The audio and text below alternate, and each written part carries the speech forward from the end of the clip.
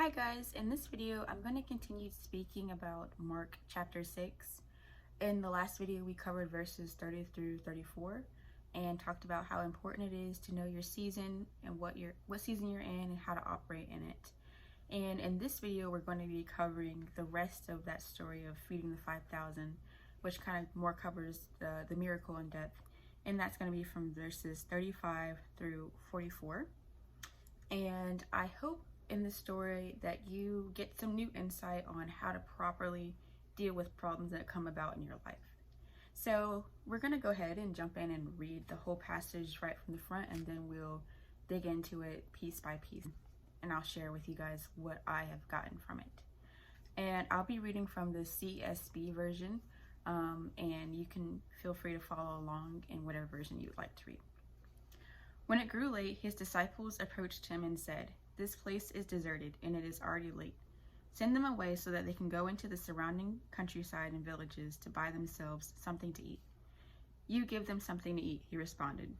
They said to him, "Should we go and buy 200 denarii worth of bread and give them something to eat?" He asked them, "How many loaves do you have? Go and see." When they found out, they said, 5 and 2 fish. Then he instructed them to have all the people sit down in groups on the green grass. So they sat down in groups of hundreds and fifties.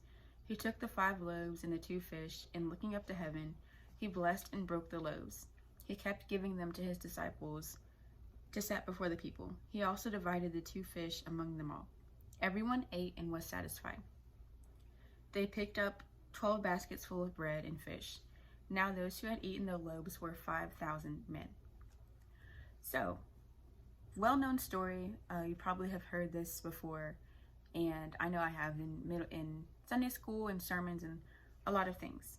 But I wanted to share some things about how we should know that the answer is available before the problem even arrives. So in verses 35 and 36, the disciples recognize a problem. Jesus has been teaching the people all day long, and now it's getting late, and they have over 5,000 people that need to be fed. And so they come up with a solution that seems right to them to send the people away. I mean, and that's a very logical answer. I believe most people would do that. If you have a bunch of people at your house and you can't feed all of them, you probably would just tell them to go on home because you don't have the food for them. So they did what was right in their own eyes. And this reminded me of a verse that I have read in Proverbs before, Proverbs 14 and verse 12. "There is a way that seems right to a person, but its end is the way to death." So that can seem kind of dramatic, because it's like, what? I made one wrong decision and now I'm going to die.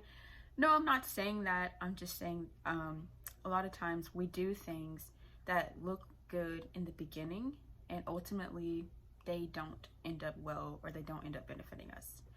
An example I have of that is I am new to the area that I live in. I've been here for about a year and a half. But even still, I've started to feel more familiar with where I'm driving around, and I feel like I kind of know my way. So I don't really use the GPS as much anymore.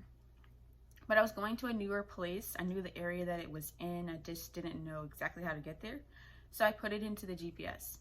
And the GPS tells me to turn off the road a little bit earlier than I would have thought. So I decided, I don't care, I'm not doing that. And so I didn't do that. And I kept on going, and I ran into a road closure. And so I had to end up turning around anyway and doing what the GPS told me to do from the start. So I did what was right to me, and it ended up with me wasting my time.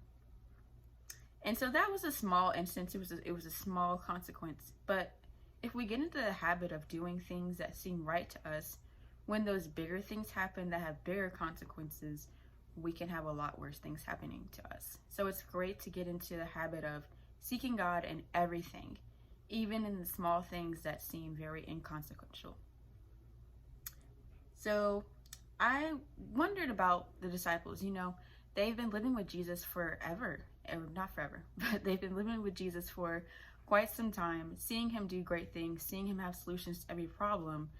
But in this instance, they decided that they had a solution. And I wondered why that was. And then I was reminded of the fact that they had recently just been doing ministry on their own, and they hadn't been near to Jesus as much.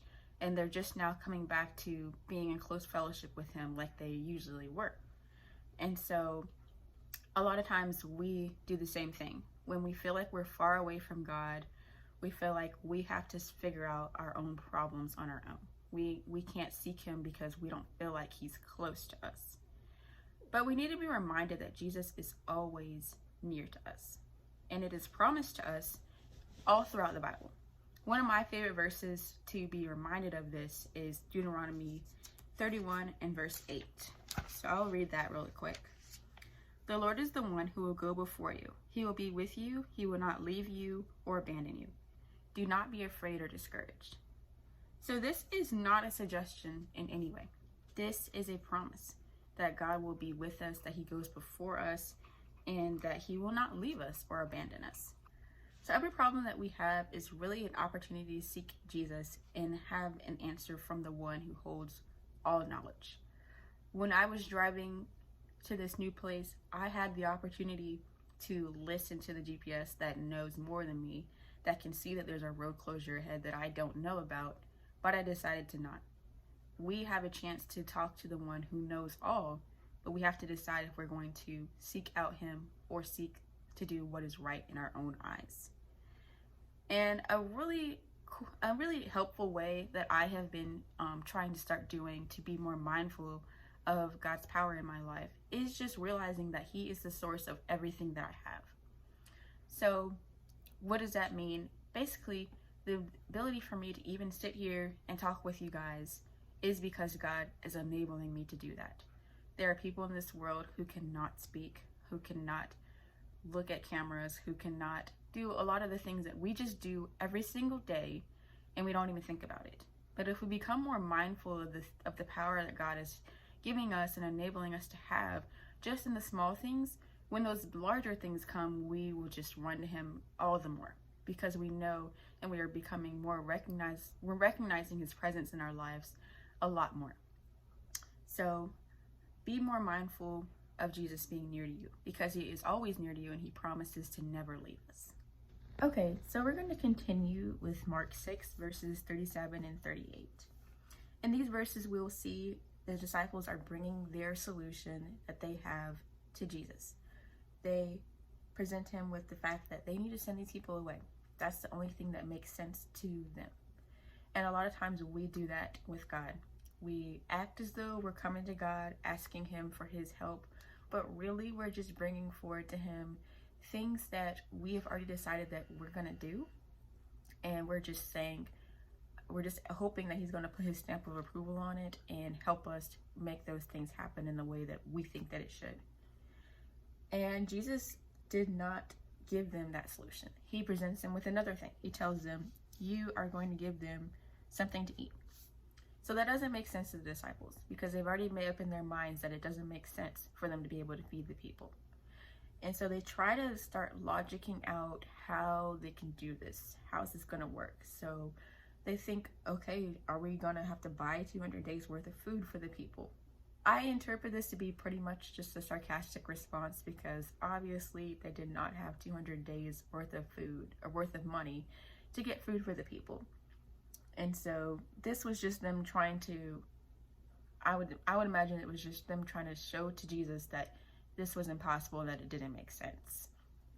And so instead of responding to that, Jesus just tells them to go and see what food is available. He asks them, how many loaves do we have? Go and see. So they go out and they see that they have 5 loaves of bread and 2 fish.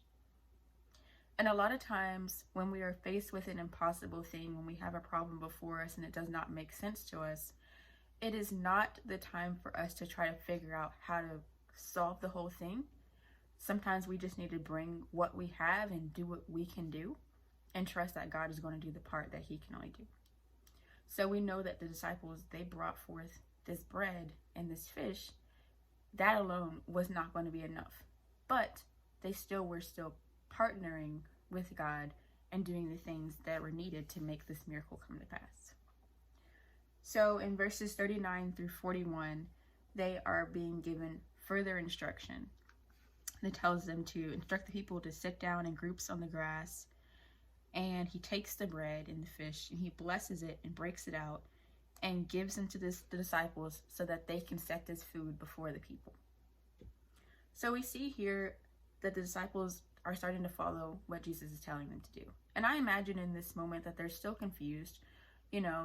They're just expecting that this food is not going to last. It's not going to reach all these people. But they decide to be obedient anyway. They decide that they couldn't find the answer in themselves, so the solution now is just to follow what Jesus is doing. And we also see in the initial instruction that they got to go out and find the loaves and see how many they had, that didn't bring full clarity to them yet. And sometimes when God tells us to do something, the first act of obedience doesn't always bring the full picture to pass yet.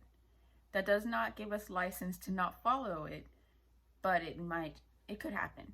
You can be given instruction by God and not have the full answer yet. But we know that everything he tells us, everything he's putting into us, that it's going to work for our good. We have to trust that. So they were obedient and they decided to do what God told them to do anyway. And there was an overflow from this. So we see in verses 42 through 44, though the disciples didn't understand and they questioned God, they ultimately obeyed him and they were able to witness the miracle. We see that all the people were satisfied and they ate, and there were 12 baskets of leftovers. That is really an amazing thing to see, because even though the disciples didn't do everything perfectly right, they weren't on board with this from the beginning, God still partnered with them. That's really encouraging to me, because it really helps you to see the people in the Bible, you see the disciples as real people. A lot of times I think because we don't know them, they're not people we live our daily lives with, we think that we have to be perfect in order to see a miracle come to pass or see God move in our lives or for him to partner with us for some things. But we see here with the disciples, they were not perfect, and perfect is not what he was asking for. He was asking for obedience. That's it. They didn't have to have the perfect attitude even, because I'm sure they probably still didn't understand, and maybe not all of them had the greatest attitude, but they were obedient and they did what they were told to do, and they were able to witness a miracle. And we really never know what's on the other side of our obedience. Had they decided they weren't going to do this, had they decided, no, this is crazy and I'm not doing it, had they not went to go and find that food, we don't know what would have happened. It probably would not have happened in the same way. And they might not have been able to be a part of this in the way that they were. They might not be able to witness this miracle firsthand. So a lot of times we might get instructions from God and they don't make sense to us, but I encourage you to follow it anyway, and to not do what you think is right over what God has told you to do. In conclusion, I just want to encourage you all to be mindful of the power of God working in you, even in the small and mundane things. This is really going to help you foster a mindset of trust and enable you to not doubt God when larger issues arise. When we start to recognize him in everything we're doing, we run to him faster. So I'll give an example. So my sister, I talk to her pretty much every day. And every day we talk isn't a large problem. Sometimes it's just, this is what I ate for breakfast, or this is what I have for lunch, or this is what I'm going to be doing with my friends later. And I check in with her often, and she checks in with me often. And because I'm always aware of her, and I'm always knowing that when I talk to her and I send her a text message, or send her a Snapchat or whatever, that she will check in with me. When the larger things happen, I know that I can go to her and that she will be there, because she's shown to me that she's consistent. Well, I want to show that God is more than that. He is more consistent than a person is, because there have been times when I called her and she didn't answer, or I sent her a text, I didn't get a response for a couple hours. It's not like that with God. We can always count on him to be that person for us. And so I just want to encourage you guys to just check in with him more in your daily things and be more mindful that he's with you. and see every problem as a chance to practice your faith and not to practice your doubt.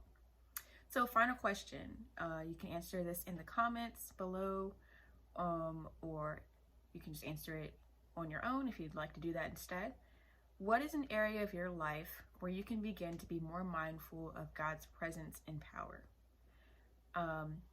I think for me, that I would answer this question by saying at work. I think I do a better job of including God in my days in the morning, when I spend my time with him in the morning or at night. But at work, I get really sucked into whatever I'm doing, and I just forget to even talk to him or think about him. So I definitely can be doing a better job of being mindful of him and his presence there as well. So if you guys have an answer to this question, I'd love to hear it. And if you have any questions, comments, topics that you would like me to cover, please leave it all below. I will also be linking my socials in the description as well if you would like to contact me there, and my email if you'd like to send me an email. All right, thanks everybody. Bye.